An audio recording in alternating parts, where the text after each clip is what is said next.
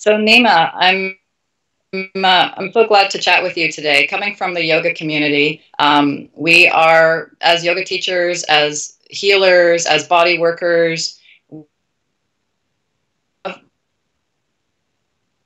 in in the spirit of service. But quite often we find that we hop, skip, and jump over our own shadow, so to speak. That our own shadow comes up within our own work, and we find it challenging to deal with that aspect of ourselves within our own work. So, what has been who's been the type of population that's been your most challenging group to work with in overview? When I'm working one-on-one with people and when I'm doing an overview consult, my goal is to kind of guide people to finding the greatness that exists at this time, and that what we've created and the situation that we are in at this moment in time is exactly where we need to be. It's getting us real. The stresses we're going through. My basically the goal of my work is to show people that the stresses that they're going through right now are trying to get them real and authentic. And it's a tall order to get out of your own perspective and to look down from another person's perspective and to critically analyze your life, your values, and to see yourself as just a part of a whole. That in itself is a very challenging thing. I mean, those of us who stay juvenile, like you see a child that's developing. I have a cute little niece. She's just, 15, 16 months old. She has a challenge seeing things from any other perspective outside of hers. And so when we go through our teenage years and we start to feel that angry teenager who believes that the world should revolve around them and their values, that's kind of like the coming of age where we start to realize that now that we're part of something greater. And so this transformation of consciousness that exists, a lot of people catch the wave and they want to help others achieve that level of consciousness. So yoga teachers, I mean, any yoga teachers are a great example. Somebody who's gone through an accident or an injury or a really traumatic time, they're going through a period of stress, they turn to yoga, they experience a transformation, and because they felt that shift within themselves, they would love to pay it forward and to be that facilitator of conscious awareness and awakening in another individual. And that's a beautiful thing.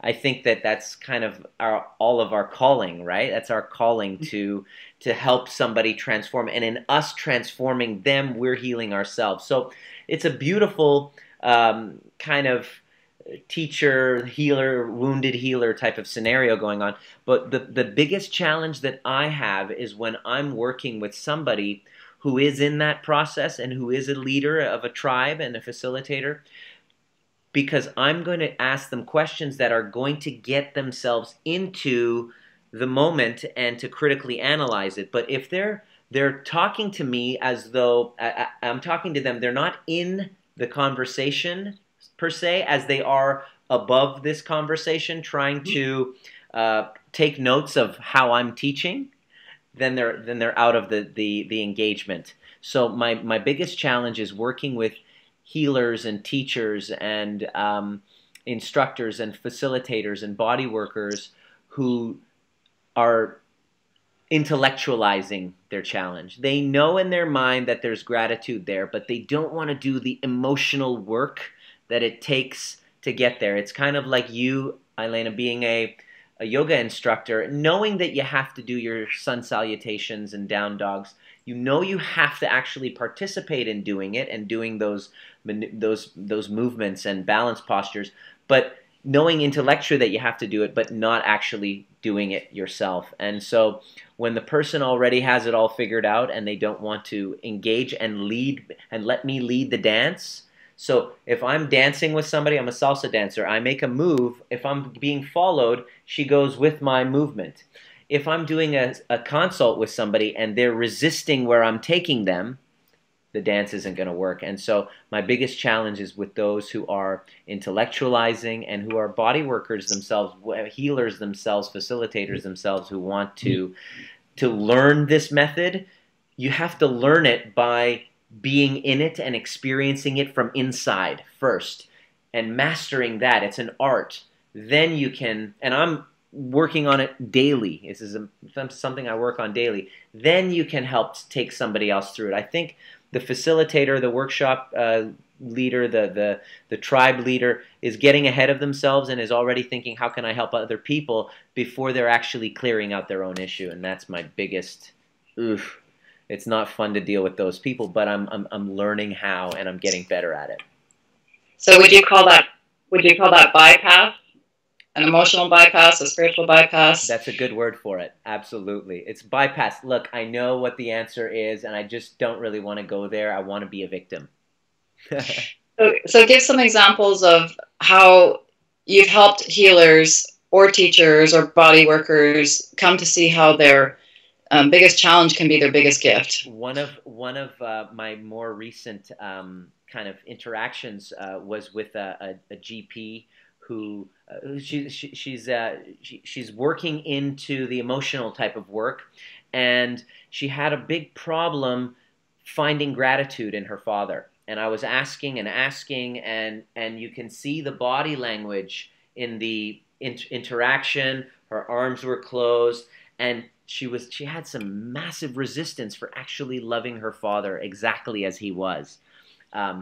And so she just didn't want to go there, and she was kind of slow. And then I found myself taking on the role of the dad and saying, come on, like, you know you can do this. And I started interacting, and then she responded with, like, I'm not feeling really good about this interaction. And then I clued in, and I said, oh my God, I'm channeling her father.